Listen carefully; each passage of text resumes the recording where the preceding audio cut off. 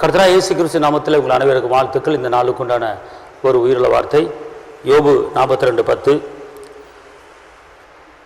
முன்னிருந்த எல்லாவற்றையும் பார்க்கலாம் இரட்டத்தனையாய் கர்த்தர் உனக்கு தருவார். முன்னிருந்த எல்லாவற்றையும் பார்க்கலாம் இரட்டத்தனையாக கர்த்தர் உங்களுக்கு கொடுக்க போகிறாருங்க. சந்தோஷமா? இந்த கால வேளையில் ஒரு நல்ல செய்தி உங்கள் காதில் கேளுங்க. ஒரு நல்ல செய்தி உங்கள் காதில் வருது. முன்னிருந்த நிலைமையை பார்க்கலும் இரட்டத்தனையான ஆசீர்வாதம்.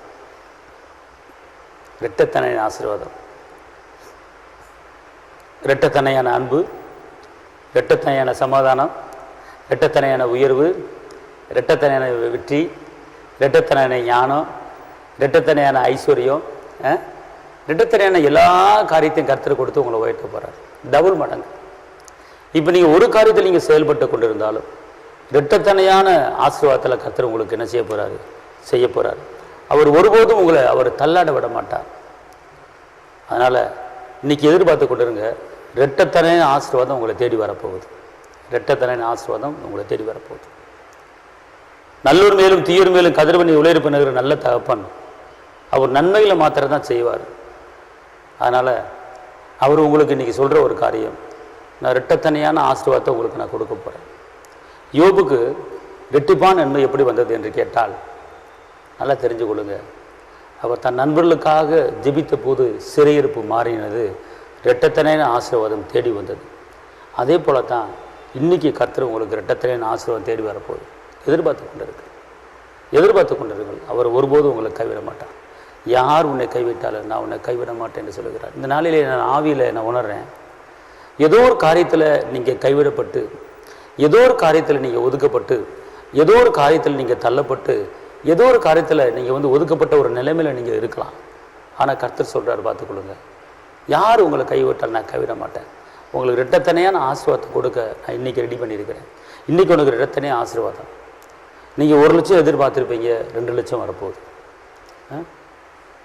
நீங்கள் கணவன்ட்ட ஒரு அன்பை எதிர்பார்த்துருப்பீங்க, டபுள் மடங்கான அன்பு, டபுள் மடங்கான சமானம் உங்களுக்கு தேடி வரப்போகுது. அதனால் கவலைப்படாதிருங்கள். உங்களுக்கு நான் செபிக்கிறேன். கர்த்தர் ஒரு பெரிய காரியம் செய்வார். ரெட்டிப்பான நன்மைகளை தருவேன். இன்றைக்கே தருவேன். இன்னைக்கு நீங்கள் ஒரு எதிர்பார்ப்படுங்க. இன்றைக்கி எனக்கு ரெட்டிப்பான நன்மை வரப்போகுது, இரட்டத்தனையான ஆசீர்வாதம் வரப்போகுது அப்படின்னு எதிர்பார்ப்படுங்க. கர்த்தர் உங்களுக்கு பெரிய காரியங்களை செய்வார். நான் உங்களுக்கு நான் செபிக்கிறேன். தகப்பனை இயேசுவே நன்றியோடு துதிக்கிறேன், ஸ்தோத்திரிக்கிறேன். உன்னதரைமை துதிக்கிறேன், உயர்ந்தவரைமை துதிக்கிறேன், வெற்றி வேந்தனைமை துதிக்கிறேன், விடுதலையின் தேவனைமை துதிக்கிறேன், கரம் பிடித்தவரைமை துதிக்கிறேன், ஜீவனுள்ள தேவனைமை துதிக்கிறேன், ஜீவாதிபதியமை துதிக்கிறேன், அப்பா பிதாவைமை துதிக்கிறேன், ஆறுதலே கேடகமே பெலனே கோட்டையை துருகமே, அப்பா உம்மை வாழ்த்துகிறோம், உம்மை வணங்குகிறோம், உம்மை உயர்த்துகிறோம். தகப்பன் இந்த நாளிலும் கூட அனைவரும் முன்னிருந்த நிலைமையை பார்க்கலாம் இரட்டத்தனையான ஆசீர்வாதம். எத்தனையோ குடும்பத்தில் ஒரு உண்மையான ஒரு அன்பு இல்லாமல் வாழ்ந்து கொண்டிருக்கிற எத்தனையோ சகோதரிகள் இருக்கிறாங்க. ஏதோ பிள்ளையை பற்றிட்டேன், குடும்பத்தை நடத்துகிறேன், வாழ்கிறேன் அப்படிங்கிற நிலைமையில் எத்தனையோ குடும்பம் இருக்குது.